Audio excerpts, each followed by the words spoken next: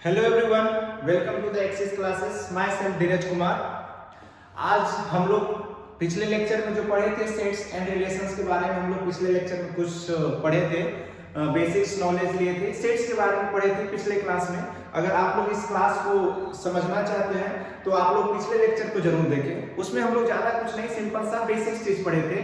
जैसे कि पढ़े थे हम लोग इंट्रोडक्शन ऑफ सेट्स, यानी कि सेट्स होता क्या है, फिर उसमें एलिमेंट्स हम लोग कैसे लेते हैं, well defined, not well defined.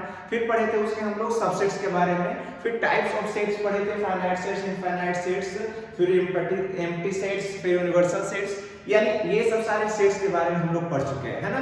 यानी बेसिक्स सेट्स का जो हम लोग इंट्रोडक्शन यानी बेसिक्स जो हम लोग पिछले क्लास में पढ़ चुके हैं, आज हम लोग पढ़ेंगे उसी में। अब हम लोग चूंकि चैप्टर्स का नाम है सेट्स एंड रिलेशन, तो हम लोग रिलेशंस को कंटिन्यू करेंगे।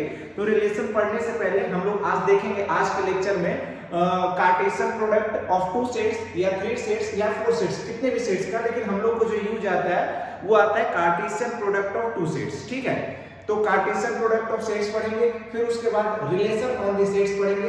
तो हम लोग चूंकि कार्टेशियन प्रोडक्ट पढ़ लेंगे तभी हम लोग रिलेशन समझ पाएंगे। ठीक है, तो आज हम लोग कुछ कार्टेशियन प्रोडक्ट के बारे में, फिर रिलेशंस के बारे में, फिर रिलेशन का डोमेन रेंज के बारे में पढ़ेंगे। ठीक है, तो लेट्स स्टार्ट। हम लोग आगे पढ़ते हैं आज। ये देखिए, पिछले क्लास में हम लोग ये सब पढ़ चुके हैं, सेट्स, रिप्रेजेंटेशन ऑफ सेट्स, फिर उसके बाद एम्प्टी सेट्स, फिर उसके बाद finite and infinite sets, subsets के बारे में पढ़ चुके हैं, ये सब इक्वालिटी ऑफ टू सेट्स। आज हम लोग यहां से कंटिन्यू करेंगे Cartesian product of two sets. हम लोग दो सेट्स का लेकर चलते हैं एक एक करके। ठीक है, तो सबसे पहले कार्टेशियन प्रोडक्ट ऑफ सेट्स क्या होता है।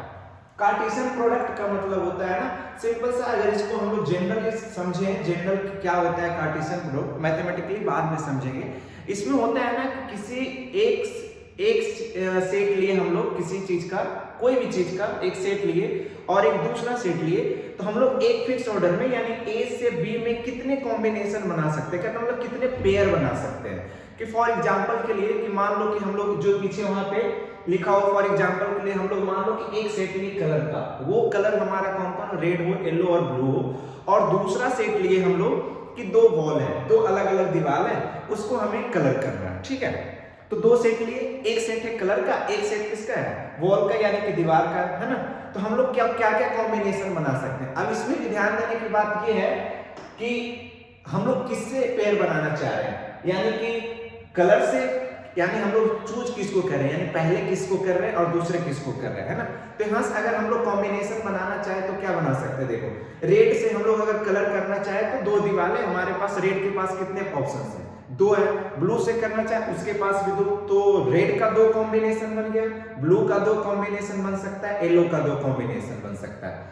यानी कि अगर हम लोग कहां से, कलर से वॉल पे जा रहे हैं, तो अगर उल्टा आते हैं हम लोग वॉल से कलर पे, यानी चूज करने को बोलता है कि इस दीवार पे कौन कौन कलर लगा सकते हैं, तो इसके पास एक दीवार के पास कितने ऑप्शन है, तीन थे। तो डब्लू, मान लो कि पहला दीवार है, उसके पास तीन अलग अलग कॉम्बिनेशन है, फिर दूसरे दीवार के पास तीन अलग अलग है, तो यानी वहां से भी 6 बन रहा है, यहाँ से भी 6 बन रहा है। तो हम लोग ये देखते हैं कि किस सेट से किस पे जा रहे हैं, यानी किस सेट से किस सेट पे कॉम्बिनेशन बनाने की कोशिश करें, यानी कार्टेशियन, इसी को हम लोग बोलते हैं Cartesian product of two set, यानी कि किस सेट से किस सेट पे जा रहे हैं। फॉर एग्जांपल यहाँ पे देखते हैं कि जैसे कि ये हमारा दिया रेड येलो, यानी एक सेट इसका नाम देते ए, इसमें हमारा क्या है, एलिमेंट रेड को आर से, येलो को वाई से और ब्लू को बी से हम लोग रिप्रेजेंट कर देते हैं। एक सेट ये हो गया, और बी सेट हम लोग ले लेते हैं, दो दीवारें, एक का नाम दे देते हैं हम लोग W1 और दूसरे का नाम दे देते हैं W2, एक दूसरा सेट ये है।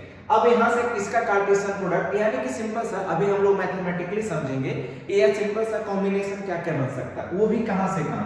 हम लोग अगर चाहें तो कहां से बना रहे हैं, ए टू बी पे बना रहे हैं, ए से बी पे बना रहे हैं, तो ए से बी में क्या क्या कॉम्बिनेशन बन सकता है। तो रेड के साथ हम लोग चाहे तो रेड से किसको, W1 यानी वॉल 1 को हम लोग कलर कर सकते हैं, एक कॉम्बिनेशन है।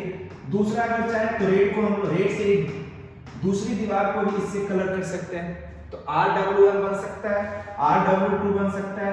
तीसरा अगर हम लोग पेयर बनाना चाहे तो Y से, यानी येलो से भी दोनों बन सकता है ना, YW1, फिर चाहे तो हम लोग यहां से YW2, इसी तरह से हम लोग चाहे तो ब्लू का भी हम लोग BW1, कितनी पॉसिबिलिटी जो है हम लोग पेयर बना सकते हैं, BW2 2।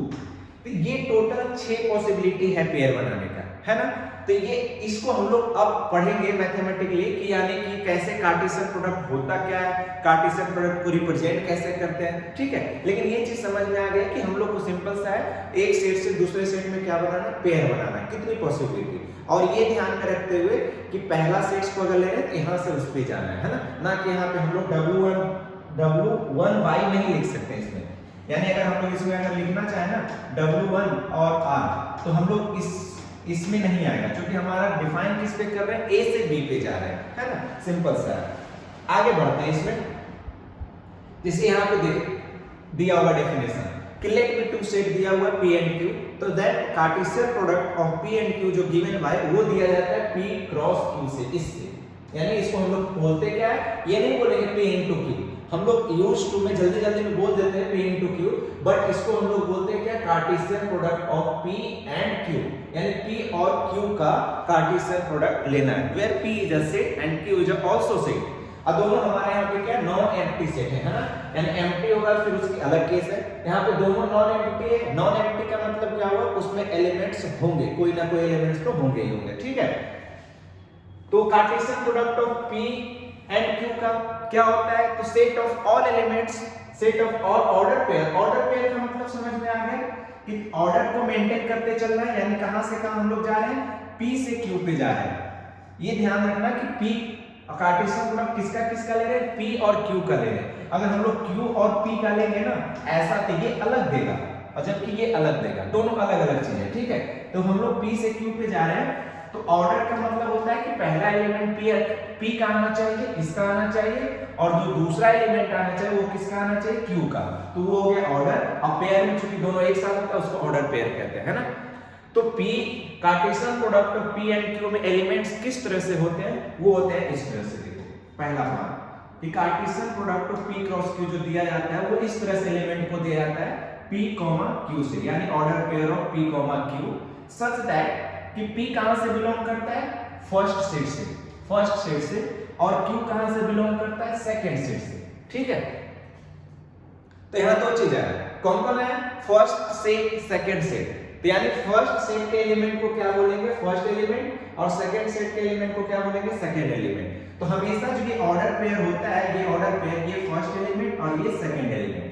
फर्स्ट एलिमेंट कहां से बिलोंग करता है, फर्स्ट सेट से, और सेकंड एलिमेंट कहां से बनता है, बिलोंग करता है तो सेकंड सेट से, ठीक है। तो Cartesian product of P and Q is given by this, यानी ऑर्डर पेयर में हमेशा। तो अच्छा एक चीज यहां सोचने की बात ये है कि sir P is also a set, Q is also a set, then P Cartesian product of P and Q is a set or not? Yes, this is a set. P Cartesian product of P and Q जो होता है वो भी एक set है, but different क्या है, difference क्या है दोनों में, डिफरेंस क्या है दोनों में, P Q और P क्रॉस Q में डिफरेंस क्या है। यानी एक सेट ये P और एक है Q ये, और एक है क्या, P क्रॉस Q, यानी कि Cartesian product of P and Q, ठीक है। तीनों डिफरेंस क्या है, इस डिफरेंस इतना ही है कि इसमें जो एलिमेंट होते हैं ना सिंगल टाइप के होते हैं। फॉर एग्जांपल कि मान लो कि 1 2, इसमें एलिमेंट हमारा अलग अलग सिंगल है, सिंगलटन है ना, 1 है 2 है, अलग अलग है कॉमा से। Q एक सेट लेते हैं जिसमें मान लेते हैं हमारा 3 4 है, ये दूसरा सेट है, इसमें भी एलिमेंट क्या है। बट जब हम P Cartesian product of P and Q जब करेंगे तो देखो कार्टेशियन प्रोडक्ट में हमारा क्या होता है, एलिमेंट ऑर्डर पेयर के फॉर्म में होता है, यानी एलिमेंट इस तरह से होता है P, Q के फॉर्म में। तो हम लोग जानते हैं कि कार्टेशियन प्रोडक्ट P और Q से जाना है तो किसका पेयर बनेगा, 1, 3 का, 1, 3 का, फिर 1 किसके साथ बना सकता है, 4 के साथ, 1, 4 के साथ, फिर 2 किसके साथ बना सकता है, 2, 3 के साथ, फिर 2, 4 के साथ। तो इसमें एलिमेंट जो दिख रहा है, अब तीनों में डिफरेंस दिख रहा है कि क्या डिफरेंस है। तो पहले वाले में किसमें सिंगल एलिमेंट है कॉमा से, इसमें भी अलग अलग एलिमेंट कॉमा। इसमें जो एलिमेंट्स है वो किस फॉर्म में है, ऑर्डर पेयर के फॉर्म में, पेयरिंग में, है ना, इस तरह से। बस डिफरेंस इतना ही, बाकी set, this is also a set, this is also a set and this is also a set, यानी कि सारे के सारे क्या एक सेट को रिप्रेजेंट करते हैं, बट एलिमेंट क्या है, डिफरेंट टाइप्स के है ना। तो ये हो गया सिंपल सा। अब देखो दूसरा पॉइंट ध्यान दो, यहाँ पे हम लोग पढ़े थे अभी कि not two non empty set, है ना। कि दोनों के दोनों क्या होना चाहिए, नॉन एम्प्टी सेट। अगर सपोज मान लें कि दोनों में से कोई एक जो है एम्प्टी सेट हो जाए, कोई भी एक, हम लोग P कार्टेशियन प्रोडक्ट ऑफ किसका ले रहे हैं, P एंड Q का, ठीक है। सपोज हम लोग मान लेते हैं कि P जो है हम कोई एलिमेंट ना लिए इसमें, ठीक है। एम्प्टी सेट को इससे भी रिप्रेजेंट करते हैं या फिर इससे भी रिप्रेजेंट करते हैं। इसका मतलब भी क्या हो, 5 यानी कि नल सेट, यानी कोई भी एलिमेंट नहीं है। और Q ले लेते हैं कोई एलिमेंट इसमें 1, 2। जब हम लोग कार्टेशियन प्रोडक्ट लेंगे P एंड Q का, तो इसमें एलिमेंट क्या आएगा, कुछ नहीं आएगा ना। पेयर बनाने के लिए इसमें एटलीस्ट एलिमेंट तो होना चाहिए ना। जैसे कि इसमें था हमारा ऑलरेडी कि मान लो ये A है और 1 है, A, 1 बना ना, एक पेयर बना ना। तो उसी तरह से इसमें कोई एलिमेंट होगा तभी तो पेयर बना पाएगा। तो चूंकि एलिमेंट है ही नहीं तो पेयर नहीं बनेगा। यानी Cartesian product of P and Q जो आएगा ये भी एक क्या आएगा, एक एम्प्टी सेट यानी कि नल सेट आएगा, ठीक है। चाहे दोनों में से कोई, या तो ये हो एम्प्टी या ये हो, दोनों में से कोई भी एक अगर एम्प्टी सेट हो जाए, देख लो, इफ आइदर P और Q दोनों में से कोई एक भी या फिर दोनों हो जाए, तो हमारा कार्टेशियन प्रोडक्ट जो होगा P और Q का वो भी क्या आएगा, एक 5 सेट आएगा, है ना, ठीक है। अब एक एग्जांपल देते हैं तुम्हें कि कार्टेशियन प्रोडक्ट निकालना है दो सेट का। कौन कौन से सेट है हमारा, एक एग्जांपल कि एक सेट लिए जिसमें एलिमेंट्स कौन कौन है, A B C, दूसरा सेट लिए जिसमें एलिमेंट्स कौन कौन है, 1, 2। कार्टेशियन प्रोडक्ट निकालना है P एंड Q का। तो देखो A के साथ पेयर कौन कौन बन सकता है, A के साथ 1 बन गया, A के साथ 2 बन गया, A के साथ बस 2 ही है तो 2 ही बनेगा, B के साथ फिर B1 फिर B2 फिर C के साथ C1 और C2। ये हमारा क्या हो गया, इस सेट में एलिमेंट हो गया। यानी A में कितने एलिमेंट्स है हमारा, टोटल एलिमेंट तो 1, 2, 3 है। B Q में कितने हमारा है, तो 2 सेट है। P में 3 एलिमेंट है और Q में कितने एलिमेंट्स है, 2 एलिमेंट्स है। P Cartesian product of P and Q में कितने एलिमेंट्स बने, 1, 2, 3, 4, 5, 6 एलिमेंट्स बने, ठीक है। सेट तो है ना, ये भी 3 एलिमेंट्स का सेट है, 2 एलिमेंट्स का सेट है, 6 एलिमेंट्स का सेट। ये इसमें ये मत करना 1, 2, 3 टोटल इतने एलिमेंट्स हैं। ये कॉमा से हमें एलिमेंट्स को पढ़े होंगे, सेट्स में ना पढ़े हैं ना कि कॉमा से हम लोग एलिमेंट्स को अलग अलग करते हैं। इसमें एक एलिमेंट, 2 एलिमेंट, 3 एलिमेंट, 4, 5, 6 एलिमेंट, बस 6 ही एलिमेंट्स है ना, ठीक है। अब यहां से देखो, यहां से एक रिजल्ट निकलेगा, क्या निकलेगा वो देखते हैं हम लोग इसमें, ठीक है। देखो यहां पे कि पीछे अगर हम लोग अभी एग्जांपल में देखें ध्यान से, पहले इसको देखने से पहले अभी ध्यान से पीछे अभी देखें थे क्या कि number of elements in P कितना था हमारा, 3 था। A B C P में कितने एलिमेंट्स थे, 3 एलिमेंट्स थे। Number of elements in Q में कितने एलिमेंट्स थे, 2 एलिमेंट्स थे।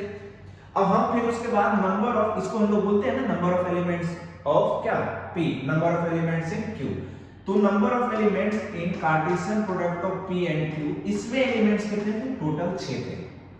तो यहां से गौर से देखा जाए ना तो ये जो है ना वो किसी और नहीं, इसके इक्वल है 3 into 2 के, यानी बोला जाए तो number of elements in P into number of elements in Q, ये है इस तरह से, है ना। तो देखो वही यहाँ पे रिजल्ट है कि मान लीजिए कि number of elements in P में P है और number of elements in Q set में कितने हैं, Q एलिमेंट्स हैं। तो number of elements in Cartesian product of P and Q कितने एलिमेंट्स हो जाएंगे, P cross P into Q, P into Q है, यहाँ पे इनटू है, ये क्रॉस नहीं है, मतलब कार्टेशियन प्रोडक्ट का सिंबल नहीं है, ये इनटू वाला सिंबल। तो जैसे कि यहाँ पे देखे थे कि नंबर ऑफ एलिमेंट P में 3 है, Q में 2 है, तो कार्टेशियन प्रोडक्ट में कितने होंगे, यानी कि इस सेट में कितने एलिमेंट्स होंगे, तो दोनों के एलिमेंट्स के प्रोडक्ट के इक्वल होगा, सिंपल सा, है ना। ओके, आगे बढ़ते हैं हम लोग रिलेशन पढ़ने से पहले एक चीज अभी यहाँ पे मैं इस पे है नहीं, मैं जनरलाइज करके बताता हूँ कि सपोज मान लो कि हमारा अब 3 सेट का कार्टेशियन प्रोडक्ट निकालना। अभी 2 सेट का हम लोग देखे ना कि 2 सेट का हम लोग एलिमेंट का देखे, सॉरी 2 सेट का कार्टेशियन प्रोडक्ट देखे हम लोग, तो क्या आया, ऑर्डर पेयर में 2 एलिमेंट्स थे हमारे, है ना, सच दैट कि P बिलोंग्स कर रहा था किससे, P से, और Q बिलोंग कर रहा था किससे, Q से कर रहा था, ये है। लेकिन हम लोग अगर कार्टेशियन प्रोडक्ट ऑफ 3 सेट्स, मान लिए अब सेट A है, B है और C है, ये 3 का निकालना हो तो कैसे निकलेगा। तो सिंपल सा, अगर यही पैटर्न को फॉलो किया जाए तो हम लोग एक एक करके निकालेंगे। पहले ए क्रॉस बी यानी कि दो सेट का कार्टेशियन प्रोडक्ट निकालेंगे, फिर वो एक सिंगल सेट हो जाएगा, फिर उसका थर्ड सेट से निकाल लेंगे। तो इसमें एलिमेंट जो आएंगे किस फॉर्म में आएंगे, ए बी और सी, सच दैट कि ए बिलोंग करेगा कहां से, ए से, बी बिलोंग करेगा कहां से, बी से, और सी बिलोंग करेगा कैपिटल सी से। ठीक है, ये है हमारा कार्टेशियन। तो जनरलाइज अगर करें तो चाहे जितने सेट्स का कार्टेशियन प्रोडक्ट बोलेगा हम लोग फाइंड कर सकते हैं ना। तो चूंकि ये ट्रिपलेट है, ये ऑर्डर पेयर में था तो 2 का था तो पेयर में आया, 3 का है तो 3 में आएगा, 4 का है तो 4 में आएगा, है ना। इस तरह से हम लोग बढ़ते जाएंगे। ठीक है, तो ये ज्यादा यूज है नहीं। और इसी तरह से सिंपल सा नंबर ऑफ एलिमेंट्स ये निकालना हो, नंबर ऑफ एलिमेंट्स कितने होंगे इस सेट में एलिमेंट, तो कुछ और नहीं, ये होता है number of elements in P into number of elements in Q। यानी दोनों सेट का अलग अलग एलिमेंट निकाल के प्रोडक्ट कर दो तो वो इसमें इतने एलिमेंट्स आएगा। तो सेम वे में इसमें क्या होगा, number of elements in A, B and C, Cartesian product of A, B and C में, तो ये कुछ और नहीं, किसके इक्वल होगा, number of elements in A into number of elements in B into number of elements in C। इतने elements होंगे, है ना, सिंपल सा है। चलो ठीक है, आगे बढ़ते हैं।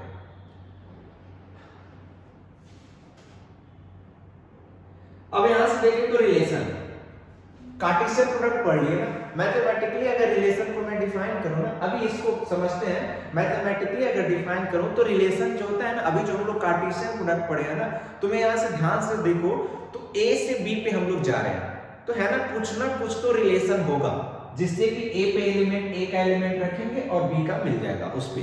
जैसे हमारा जो ये बना था A, 1, तो ऐसा नहीं लगा कि A एलिमेंट पुट किए तो आउटपुट कितना मिला, 1 मिला। ठीक है, तो वो अभी पढ़ेंगे रिलेशन, फंक्शन, ये सब चीजें। लेकिन यहां से समझेंगे कि रिलेशन भी जो होता है ना, वो कार्टेशियन प्रोडक्ट दो सेट पे अगर हम लोग रिलेशन फाइंड करना चाहते हैं, अब बताओ रिलेशन सिंगल आदमी पे, सिंगल चीज पे हो सकता है? नहीं। खुद से खुद में क्या रिलेशन कोई बना सकता है? नहीं बना सकता ना। तो रिलेशन के लिए, बनाने के लिए कम से कम कितने चाहिए, 2 चाहिए हमेशा पेयर में, है ना। तभी तो, जैसे कि सिंपल सा है, 2 नंबर्स को ही लेते हैं, मान लो 2 और 3 लिए, 2 और 3 लिए, तो दोनों में रिलेशन क्या है बताओ, 2 लेस देन 3 है ना। तो सिंपल सा है, तो एक रिलेशन ये हो गया। या फिर दूसरा रिलेशन ये भी कह सकते हैं कि 2 + 3 करेंगे तो हमेशा 5 आएगा, एक रिलेशन ये। ऐसे ही सिंपल सा, तो वहां पे क्या लेस देन है। अगर 2 लाइन में P एंड Q, अब 2 लाइन या तो प्लेन में क्या हो सकता है, पैरेलल हो सकता है, परपेंडिकुलर हो सकता है, या फिर क्या हो सकता है, दोनों कोइंसिडेंट कर सकता है ना, या फिर एक दूसरे को किसी भी एंगल पे कट कर सकते हैं। यही 3-4 कंडीशंस हैं। तो चूंकि यहाँ पे कौन सा रिलेशन सेटिस्फाई कर रहा है कि दोनों लाइन क्या है, पैरेलल है। ठीक है, उसी तरह से एक सेट और सबसेट B, एक सेट लिए A, कोई दूसरा सेट लिए, अब पता चला दिख रहा है कि उसका सारा एलिमेंट लाइक कर रहा है, तो B क्या हो गया, सबसेट हो गया। एक रिलेशन है ना कि B is the subset of A। Simple normal life में एग्जांपल देखो, तो 2 में उसका सेट बनाना है, एक जो मेरा भाई हो या फिर मेरी बहन हो, इस तरह से बनाना। तो है ना कि मेरा कौन कौन से भाई, मेरे कजिन्स भी हो सकते हैं, अलग अलग तरह के भाई होते हैं, उनका हम पेयर, मेरे साथ पेयर बना के एक सेट बन सकता है। वहां रिलेशन है ना, क्या रिलेशन है, भाई वाला रिलेशन है। तो वैसा ही है कि रिलेशन जो पढ़ते हैं हम लोग जनरल लाइफ से ही रिलेटेड होती है। ठीक है, बट हम लोग चूंकि मैथ पढ़ रहे हैं तो मैथमेटिकली चीजें देखते हैं, वो सब रिश्तेदारी वाली चीजें नहीं देखते हैं, है ना। तो ठीक है, आगे बढ़ते हैं हम लोग। तो ये तो सिंपल सा है, ये वही जो कह रहा है, a relation involves pair of object in certain order. हमेशा जो है एक पेयर ऑफ ऑब्जेक्ट्स को, तभी तो 2 रहेगा, तभी तो रिलेट कर पाएंगे एक दूसरे को, और एक फिक्स ऑर्डर में, है ना। ऐसा नहीं कि उसका इससे भी इसका उससे भी, नहीं, एक फिक्स ऑर्डर में होना चाहिए। ठीक है, ओके, आगे बढ़ते हैं। जिसको मैथमेटिकली हम लोग क्या कर सकते हैं कि एक रिलेशन जो होता है, सिंपल सा, कुछ नहीं डेफिनेशन ज्यादा देखना है। Relation is a subset of Cartesian product of A and B, या फिर P एंड Q यहाँ पे लिया है। तो मान लो एक P सेट है और एक Q सेट है, हम लोग एक ऐसा रिलेशन डिफाइन किए हैं, कहां से कहां पे, P से Q पे। ठीक है, एक रिलेशन डिफाइन किए, कहां से, R डिफाइन किए P से Q पे, सच दैट कि R जो होता है ना, वो सबसेट होता है किसका, Cartesian product of P and Q। अब हम लोग को पता है कि रिलेशन में भी एलिमेंट ऑर्डर पेयर में होते हैं, कार्टेशियन प्रोडक्ट में भी ऑर्डर पेयर में होते हैं, है ना। तो अब ये इससे पता चला सर सबसेट या फिर उसके इक्वल होगा, तो एक ही केस में इक्वल होगा अगर सारा एलिमेंट इस दोनों का जो कार्टेशियन प्रोडक्ट होता है, अगर सारा एलिमेंट इस रिलेशन को सेटिस्फाई कर दे तब इक्वल होगा। बाकी और अदर केस में रिलेशन जो होता है इसका क्या होता है, सबसेट होता है। तो हम लोग समझ सकते हैं, यानी कि अभी एग्जांपल से और समझेंगे कि सबसे आसान सा डेफिनेशन क्या है कि relation is a subset of Cartesian product of P and Q if relation defined कहां P से Q पे। अगर हमारा रिलेशन कोई डिफाइंड हो सेट A से सेट B पे या फिर सेट P से सेट Q पे, किसी एक सेट से दूसरे सेट पे अगर डिफाइंड हो तो रिलेशन में एलिमेंट्स कौन कौन आएगा, तो वो आएगा वही, मतलब A से B पे जो डिफाइन कर रहे हैं तो रिलेशन में भी एलिमेंट जो आएगा वही एलिमेंट आएगा जो Cartesian product of P and Q में था। ये अलग बात है कि इक्वल भी आ सकता है, सारे एलिमेंट्स आ सकते हैं या कुछ एलिमेंट्स आ सकते हैं। तो यानी सिंपल सा relation is also a set, है ना, which is subset of a Cartesian product of P and Q। Simple सा है ना। तो देख लो यहाँ पे for a relation R we can get a subset of P and Q, है ना। रिलेशन जो होता है वो किसका सबसेट होता है, इसका होता है as an element in form of pair of number as P Q, है ना। for इसमें भी सेम for A, B, मान लो एक एलिमेंट उस रिलेशन में डिफाइन कर रहा है तो पक्का A कहां से बिलोंग करना चाहिए, फर्स्ट सेट से, और B कहां से करना चाहिए, Q सेकंड सेट से, है ना। तो यहाँ पे जो हम लोग उस रिलेशन में एलिमेंट आएगा वो भी इसी फॉर्म में आएगा। रिलेशन में जो एलिमेंट आएगा A, B के फॉर्म में आएगा, सच दैट कि A बिलोंग करेगा कहां से, P से, और B बिलोंग करेगा कहां से, Q से। और मे बी ये जो सारे एलिमेंट्स है R जो है सबसेट होगा किसका, P एंड Q का। ये जरूरी नहीं कि इक्वल हो जाए, लेकिन उसका क्या होगा, सबसेट होगा, ठीक है। तो इसको यहाँ पे हम लोग जो कहते हैं B को जो कहते हैं इमेज कहते हैं, किसका, A का। B is called image of A। A का क्या कहलाता है, इमेज कहलाता है, ठीक है। सिंपल सा है, आगे बढ़ते हैं। अब डोमेन ऑफ रिलेशन, हम लोग रिलेशन डिफाइन करेंगे। डोमेन क्या होता है, रेंज क्या होता है, कोडोमेन क्या होता है, सिंपल सा है ना। तो डोमेन होता है जो फर्स्ट एलिमेंट होता है, हमारा रिलेशन इस तरह से डिफाइन है R A, B इस तरह से, सच दैट अगर हमारा R कहां से डिफाइन है, P से Q पे डिफाइन किया हम रिलेशन। तो रिलेशन में हमारे एलिमेंट्स किस फॉर्म में, A, B के फॉर्म में, where A belongs to P and B belongs to Q। तो ये फर्स्ट एलिमेंट है, और B जो है हमारा सेकंड एलिमेंट, जिसको हम क्या बोलते हैं, इमेज ऑफ A बोलते हैं, है ना। तो डोमेन होता है ना a collection of first element. Collection of first element is called क्या, डोमेन ऑफ R।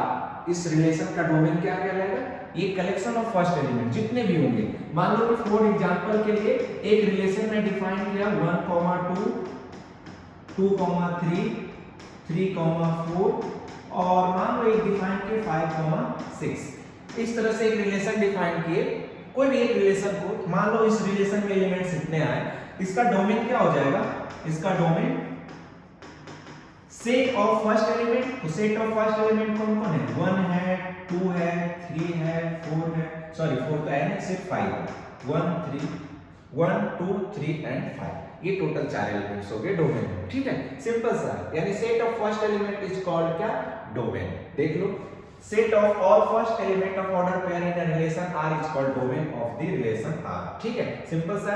अगला रेंज ऑफ R क्या होगा, रेंज ऑफ R भी सिंपल सा, ये सब बेसिक चीजें हम लोग जल्दी जल्दी पढ़ेंगे।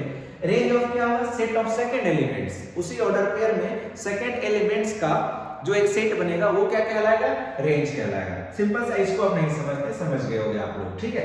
कोडोमेन क्या होगा, कोडोमेन हम लोग पढ़ते हैं कि कहां से कहां डिफाइन है। मान लो रिलेशन हमारा डिफाइन है P से Q पे, तो ये जो एलिमेंट हमारा पता है कि B जो आता है उसको हम लोग क्या बोलते हैं, रेंज कहते हैं। तो B इसी से बिलोंग करता है ना, ठीक है।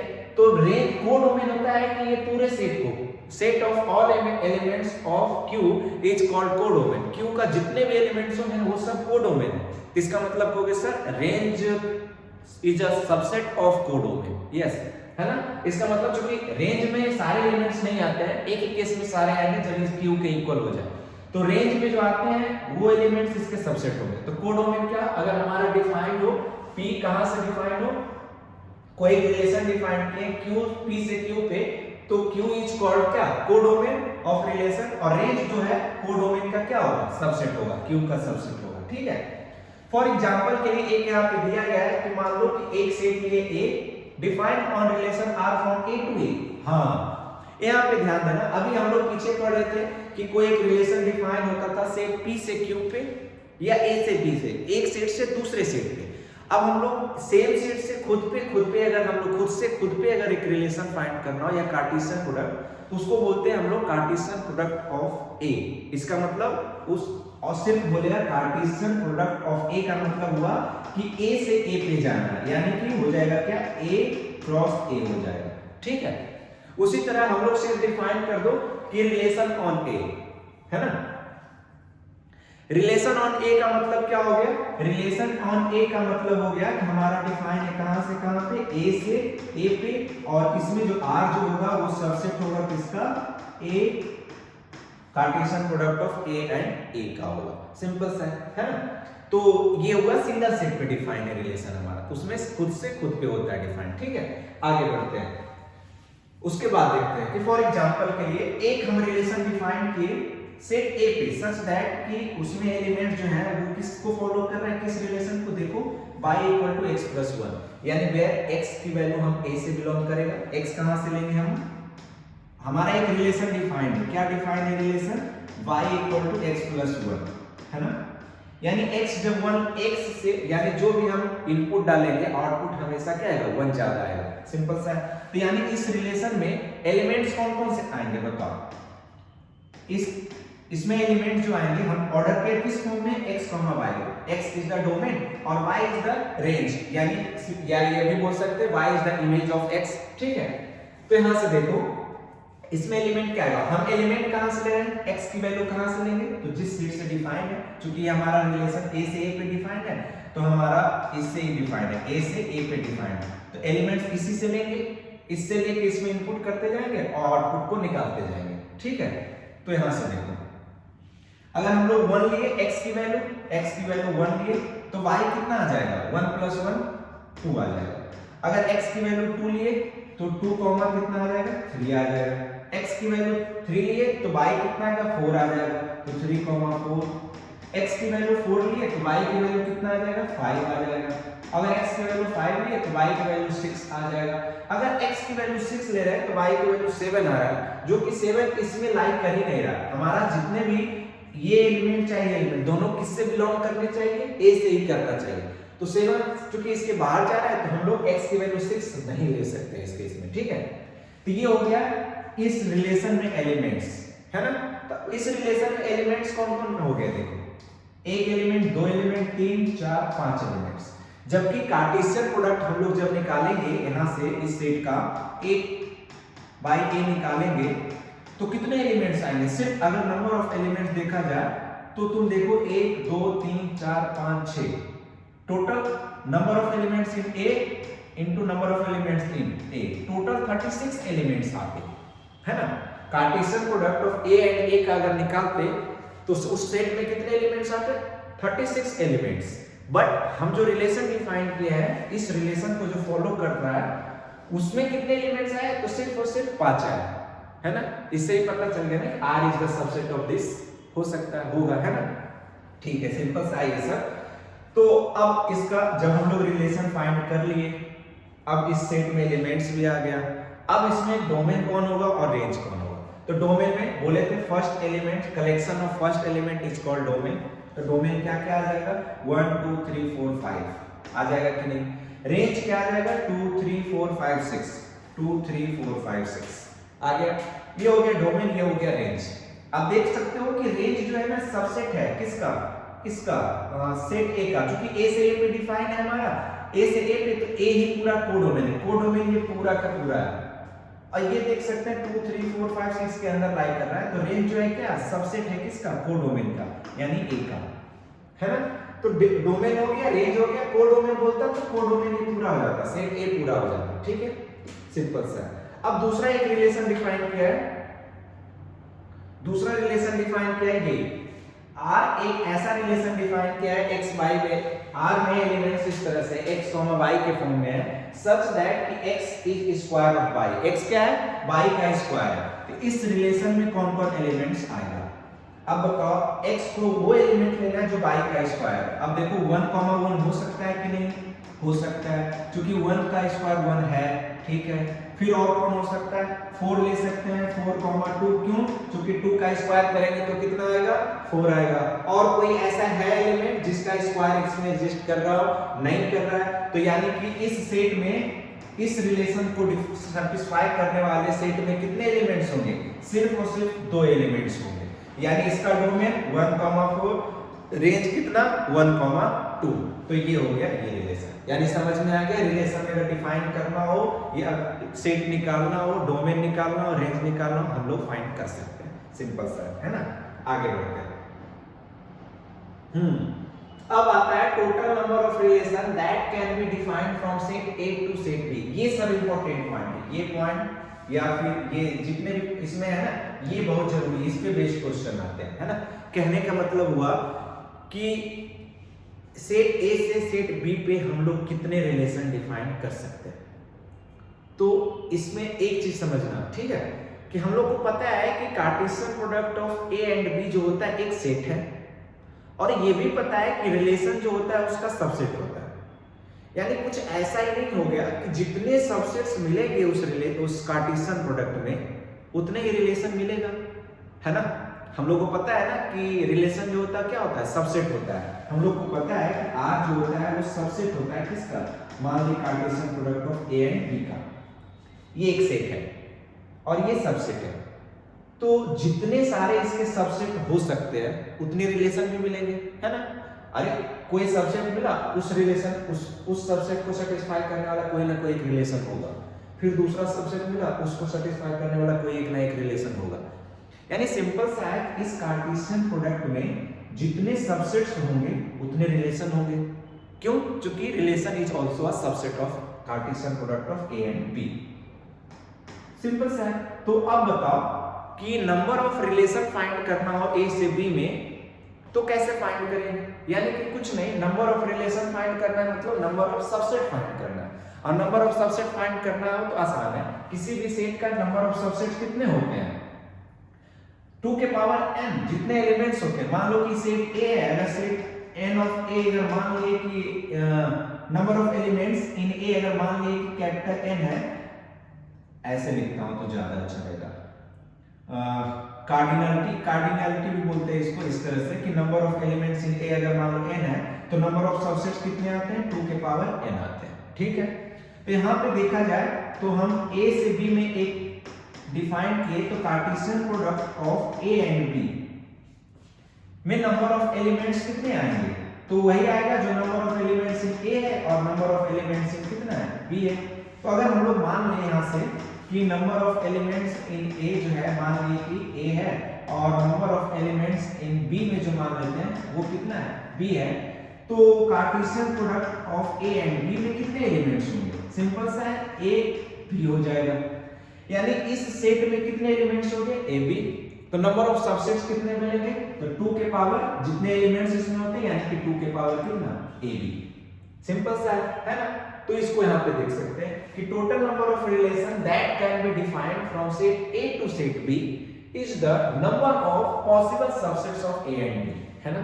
सिंपल सा है, A और Cartesian product of A and B में जितने नंबर ऑफ सबसेट्स होंगे उतने ही रिलेशंस भी होंगे। अब ये पता करना है कि इसमें कितने सबसेट्स हो सकते हैं, तो पहले सबसेट्स फाइंड करने के लिए उसमें एलिमेंट्स फाइंड करना पड़ेगा। तो मान लेते हैं कि number of elements in A में P है, number of elements in B में Q है, तो number of elements Cartesian product of A and B में कितने होंगे, देन नंबर पहले नंबर ये पहले यहाँ पे ये लिखा जाएगा, number of elements in A Cartesian product of A and B में कितने हो जाएंगे, PQ हो जाएंगे, और बाद में ये कॉमा ये जो है ना ये हटा देना, ये इसके इक्वल होगा। बाद में फिर टोटल नंबर ऑफ रिलेशन कितने होंगे, तो 2 के पावर PQ, यानी कि नंबर ऑफ सबसेट्स कितने होंगे, 2 के पावर PQ, और जितने सबसेट्स उतने रिलेशंस, ठीक है। तो ना टोटल नंबर ऑफ रिलेशन 2 के पावर PQ, समझ में आया, ठीक है।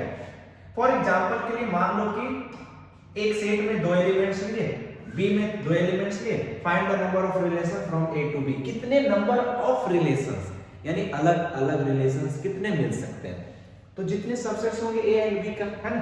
तो Cartesian product of A and B क्या हो जाएगा बताओ, Cartesian product of A and B में कितने एलिमेंट्स हो जाएंगे, सिंपल सा है, number of elements in A कितना है 2 है, number of elements in B कितना है 2 है, तो टोटल कितना होगा 4, number of elements in A and B, तो टोटल नंबर ऑफ रिलेशन कितना हो जाएगा, नंबर ऑफ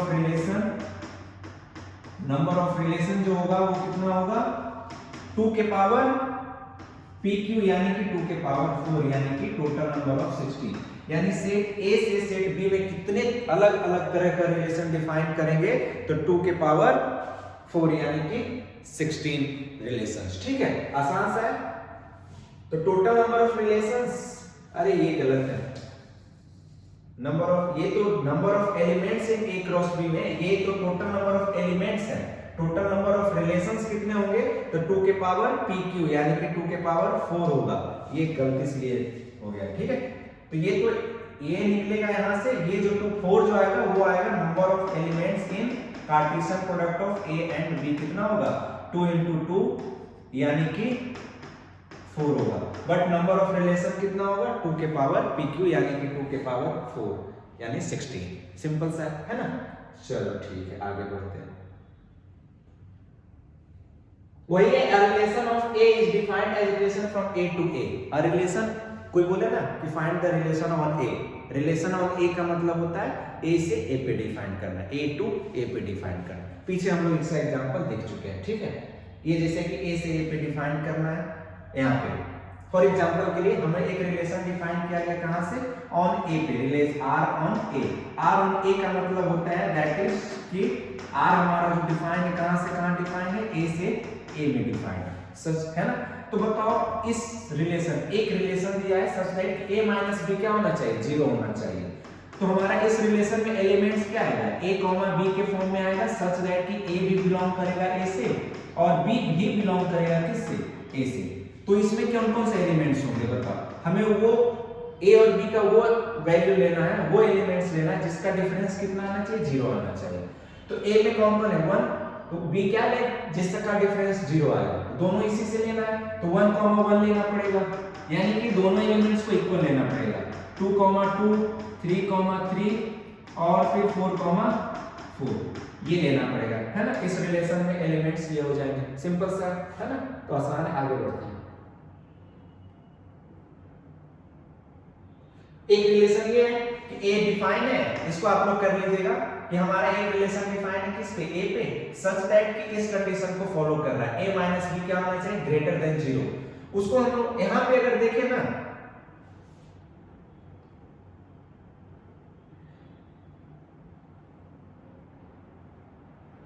यहां पे अगर हम लोग ध्यान से देखें एक चीज कि एक रिलेशन डिफाइन किया A पे सच दैट कि A minus B greater than 20 आना चाहिए, दोनों एलिमेंट इसी से लेना है। तो बताओ क्या कोई एलिमेंट इसमें लाइन करेगा, इसमें देखा जाए कोई ऐसा एलिमेंट लो A की जगह पे और B की जगह पे जिसका डिफरेंस 20 से बड़ा आना चाहिए, ऐसा है ही नहीं। देख सकते हो 1 लिए और 4 लिए तब भी 3 आ रहा है, 1 माइनस 4 माइनस 3 आ रहा है, 2 माइनस 4 माइनस 2।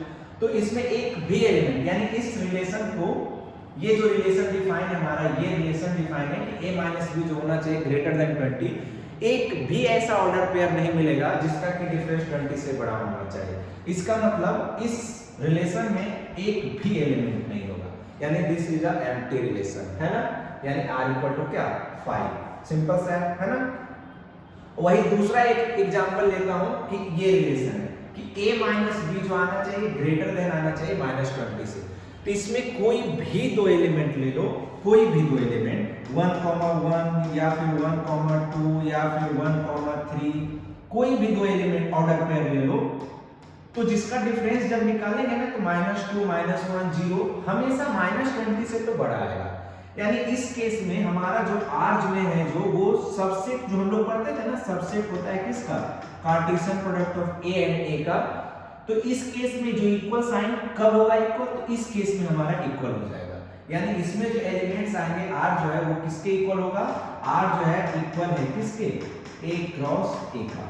यानी इस केस में पूरे के पूरे सेट्स आ गए, है ना, कार्टेशियन। यानी इसको बोलते हैं यूनिवर्सल रिलेशन, इसको बोलते हैं एम्प्टी रिलेशन। वही आगे डेफिनेशन दिया है, इसमें देख लेते हैं। एम्प्टी रिलेशन क्या हो गया, अ रिलेशन जिसमें एलिमेंट्स एक भी ना हो, है ना। दूसरा क्या होगा यूनिवर्सल, जिसमें R जो किसके इक्वल हो जाए, A क्रॉस ए का हो जाए, है ना। ये तो दो चीज पढ़ ली कि या तो एक भी एलिमेंट्स नहीं आ सकते या पूरे सेट्स के इक्वल आ सकता है ना, Cartesian product of A and A के इक्वल आ सकता है, ठीक है। तो इस दोनों का एक नाम दिया जाता है कि empty relation and universal relation is sometime called trivial relations, है ना। दो तरह का रिलेशन, नॉन ट्रिवियल और ट्रिवियल। तो ट्रिवियल में सिर्फ दो ही आते हैं, एम्प्टी और यूनिवर्सल। बाकी नॉन ट्रिवियल में बाकी जितने सारे सबसेट्स हैं ना वो सब आ जाएंगे, ठीक है। सिंपल सा है। आज के लिए इतना ही। नेक्स्ट क्लास में हम लोग पढ़ेंगे टाइप्स ऑफ रिलेशन, कि रिलेशन कितने तरह के होते हैं, ठीक है। थैंक यू, आज के लिए इतना ही।